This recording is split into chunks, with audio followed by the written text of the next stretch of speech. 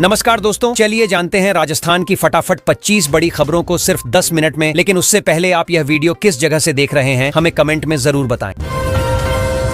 छात्राओं को पुलिस ने आज आत्मरक्षा और साइबर सुरक्षा की ट्रेनिंग दी। लड़कियों को बताया गया कि मोबाइल में क्या क्या चीजें सुरक्षित रखनी चाहिए और परेशानी होने पर कहां शिकायत करनी है। हाथ पकड़कर छुड़ाने की टेक्निक, हेल्पलाइन नंबर और ऑनलाइन ठगी से बचने के तरीके भी अच्छे से समझाए गए।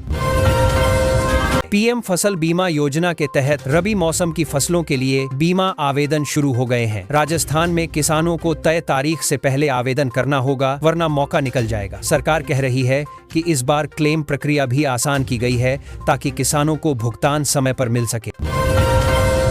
यूनेस्को ने पहली बार दिवाली को अमूर्त विश्व धरोहर में शामिल कर दिया है। इसके साथ कई और भारतीय पर्वों को भी सूची में जगह मिली है। लोग इस फैसले को भारत की सांस्कृतिक पहचान के लिए बहुत बड़ा कदम बता रहे हैं। सोशल मीडिया पर भी खूब चर्चा हो रही है। एक केमिकल कंपनी का स्टॉक जल्द ही सस्ता होने वाला है, क्योंकि कंपनी ने शेयर स्प्लिट का ऐलान कर दिया है। इस खबर के बाद मार्केट में काफी हलचल है। पिछले एक साल में कंपनी ने 200% तक का तगड़ा प्रॉफिट दिया है, इसलिए निवेशक काफी उत्साहित नजर आ रहे हैं।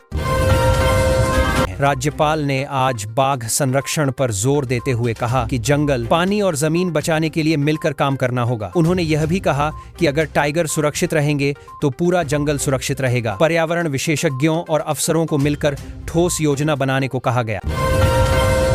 एक परीक्षा में 181 सीटों के लिए जब रिजल्ट आया तो सिर्फ 4 लोग ही पास निकले। नए नियम इतने सख्त हो गए हैं कि अभ्यर्थियों को समझ ही नहीं आ रहा कि कैसे तैयारी करें। कई उम्मीदवारों ने कहा कि कट ऑफ और पैटर्न दोनों अचानक बदल गए, जिससे बड़ी दिक्कत हुई।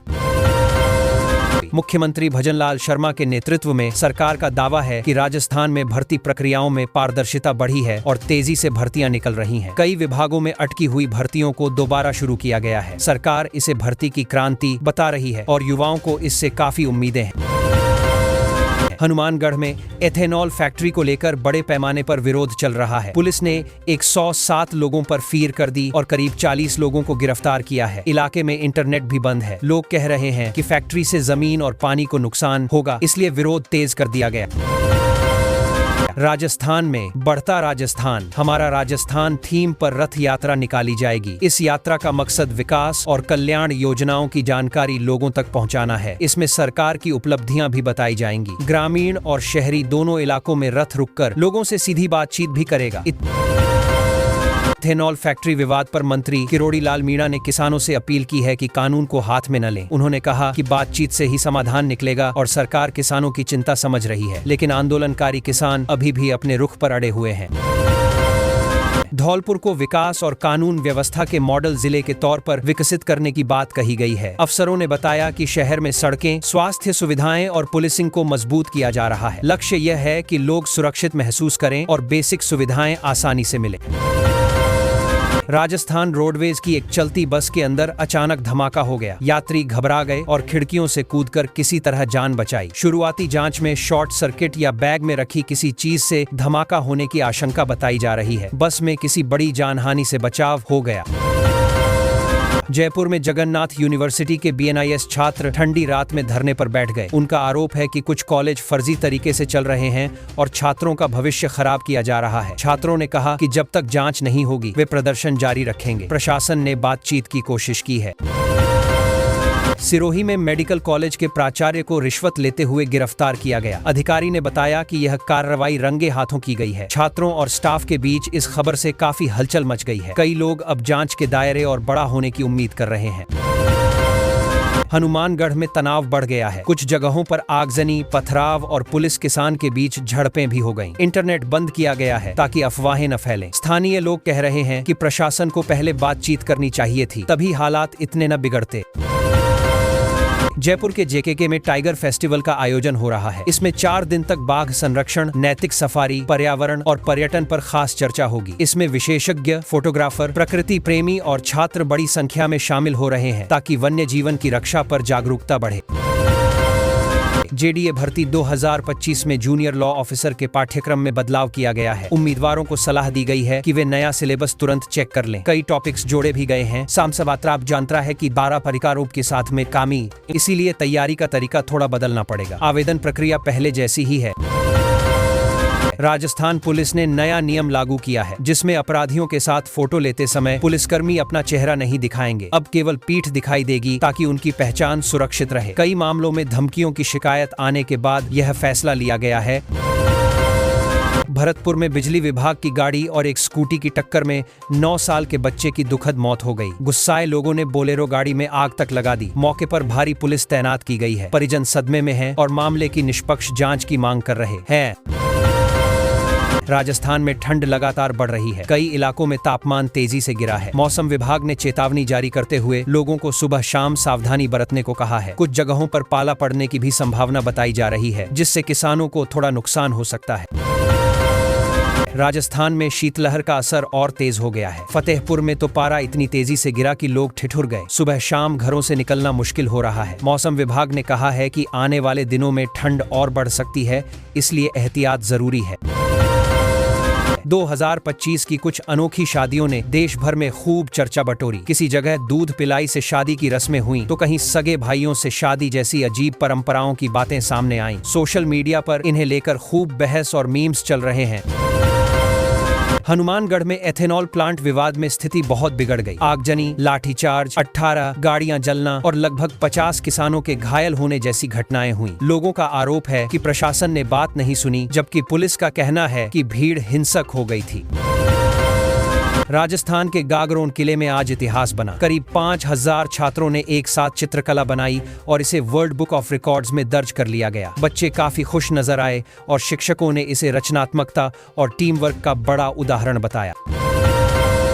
राजस्थान बोर्ड की 10वीं 12वीं परीक्षा 2026 की डेट शीट जल्द जारी की जाएगी। छात्र लगातार अपडेट का इंतजार कर रहे हैं। बोर्ड की ओर से कहा गया है कि तैयारी समय से कर लें क्योंकि परीक्षा पैटर्न में कुछ छोटे बदलाव भी हो सकते। एंटर देश के टॉप 10 थानों की सूची में आए एक थाने में ही मासूम को फंसाने का मामला सामने आ गया। लोग कह रहे हैं कि जब अवार्ड मिलने वाला थाना ही ऐसा करेगा तो आम जनता का भरोसा कैसे बढ़ेगा। परिवार न्याय के लिए अधिकारियों के पास गुहार लगा रहा है। फतेहपुर में न्यूनतम तापमान 4 डिग्री सेल्सियस तक गिर गया। लोगों ने बताया कि सुबह धुंध इतनी थी कि कुछ दिखाई ही नहीं दे रहा था। ठंड के कारण बाजारों में भीड़ कम हो गई। कई जगह अलाव जलाकर लोग गर्मी लेने की कोशिश करते मिले। एक जवान को प्रमोशन मिला ही था कि कुछ घंटे बाद उसके साथ हादसा हो गया और उसकी जान चली गई। परिवार पर दुखों का पहाड़ टूट पड़ा है। साथ ही जवानों ने बताया कि वह बहुत ही ईमानदार और शांत स्वभाव का था। गांव में माहौल बेहद गमगीन है। हनुमानगढ़ में किसान विरोध खत्म करने के मूड में नहीं है। उनका कहना है कि जब तक फैक्ट्री को लेकर पक्की लिखित गारंटी नहीं मिलती, आंदोलन जारी रहेगा। पुलिस और प्रशासन स्थिति को संभालने की कोशिश कर रहे हैं, लेकिन तनाव अभी भी बना हुआ है।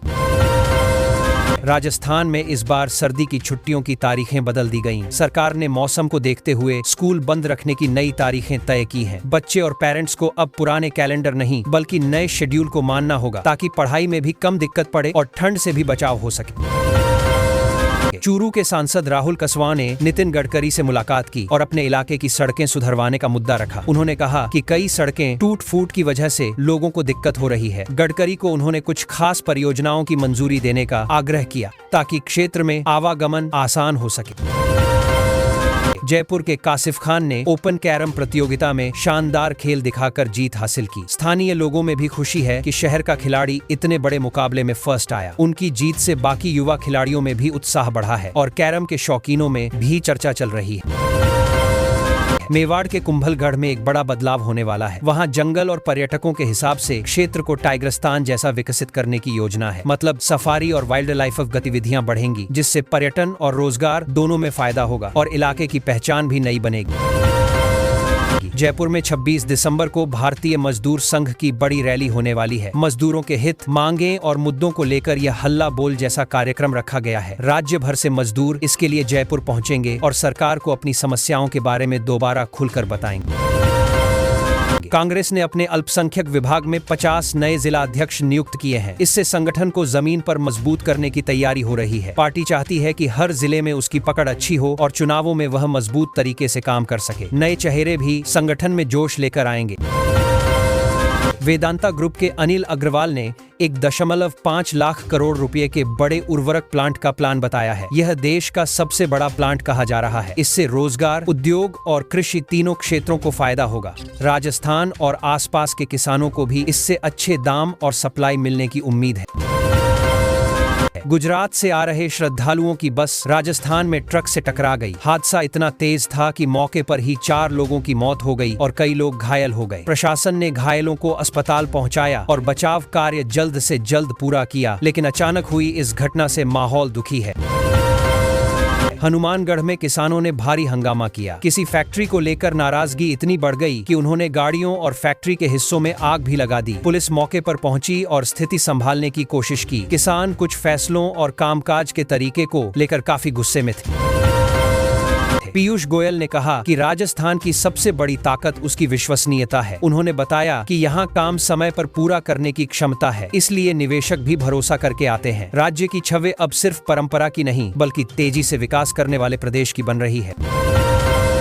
बांसवाड़ा में 2 समूहों के बीच पोस्टर लगाने को लेकर तनाव बढ़ गया। मामले में एक युवक मस्जिद के अंदर घुसकर वीडियो बनाते हुए गालियां देता दिखा। इससे माहौल और गर्म हो गया। पुलिस ने दोनों पक्षों को समझाया और कहा कि ऐसी हरकतों से सांप्रदायिक तनाव फैल सकता है।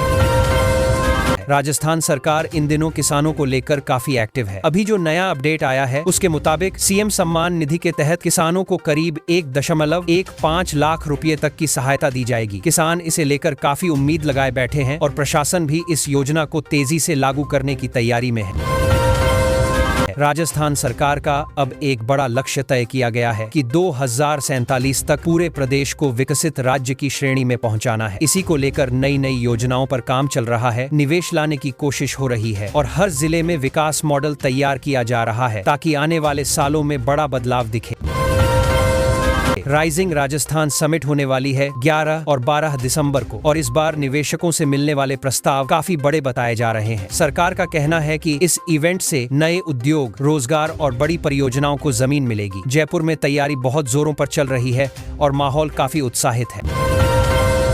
जयपुर में ग्राउंड ब्रेकिंग सेरेमनी की तैयारियां चल रही हैं, जिसमें कई निवेश परियोजनाएं शुरू की जाएंगी। सरकार चाहती है कि जो भी MOU साइन हुए हैं वो कागज से निकलकर जमीन पर उतरें। इसी वजह से विभागों को सख्त निर्देश दिए गए हैं कि सब काम समय पर पूरा किया जाए। राजस्थान में JJM घोटाले को लेकर एक बार फिर आवाज उठी है। इस मामले में लगभग 20 अधिकारियों पर ACB जांच की मांग हो रही है। लोगों का आरोप है कि पाइपलाइन और पानी से जुड़े कामों में काफी गड़बड़ हुई है। सरकार पर भी दबाव बन रहा है कि वो जल्द कार्रवाई करे।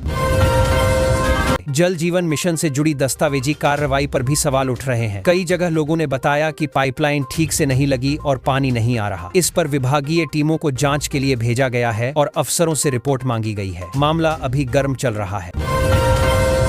अब रास भर्ती 2023 वालों को आखिरी मौका दिया गया है कि वे अपने दस्तावेज जमा कर दें। कई उम्मीदवारों ने पहले अधूरे कागज दिए थे। आयोग ने साफ कहा है कि अगर इस बार भी दस्तावेज पूरे नहीं हुए तो बाद में मौका नहीं मिलेगा। परीक्षार्थी भी इसको लेकर थोड़ा तनाव में है। इस बार राजस्थान में प्रवासी भारतीयों ने भी राज्य में निवेश दिखाया है। करीब 1.5 लाख करोड़ रुपए के निवेश प्रस्ताव आए हैं। सरकार इसे बड़ी उपलब्धि मान रही है क्योंकि इससे आने वाले वक्त में रोजगार और बड़े प्रोजेक्ट बढ़ेंगे।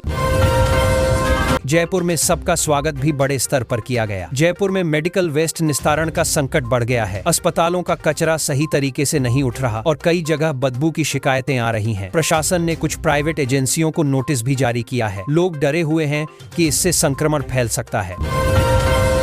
बीकानेर में इन दिनों सांडों का आतंक बढ़ गया है। कई वाहनों को नुकसान हुआ है और लोग रास्तों पर डरते डरते निकल रहे हैं। शहरवासी बार बार नगर निगम से शिकायत कर रहे हैं कि इन आवारा पशुओं को किसी तरह कंट्रोल में किया जाए, लेकिन अब तक कोई बड़ा कदम नहीं उठ पाया।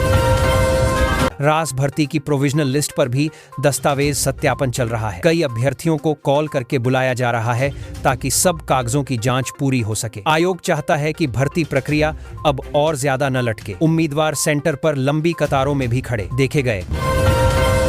बांसवाड़ा में बदमाशों ने 2 युवकों पर तलवार से हमला कर दिया। मामला आपसी रंजिश का बताया जा रहा है। दोनों को गंभीर हालत में अस्पताल ले जाया गया। इलाके में पुलिस गश्त बढ़ा दी गई है और परिवार वाले काफी गुस्से में हैं कि पहले भी शिकायत की थी लेकिन सुनवाई नहीं हुई।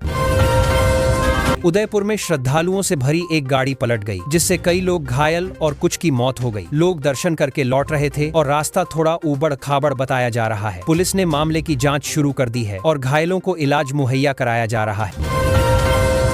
अलवर में शिक्षा मंत्री के पोस्टर को लेकर विवाद हो गया है। कुछ लोगों ने पोस्टर पर आपत्तिजनक टिप्पणी लिख दी थी। इससे समर्थकों में नाराजगी फैल गई। पुलिस ने पोस्टर हटाकर जांच शुरू कर दी है। इस मुद्दे पर सोशल मीडिया पर भी खूब चर्चा हो रही है। जयपुर रेंज में पिछले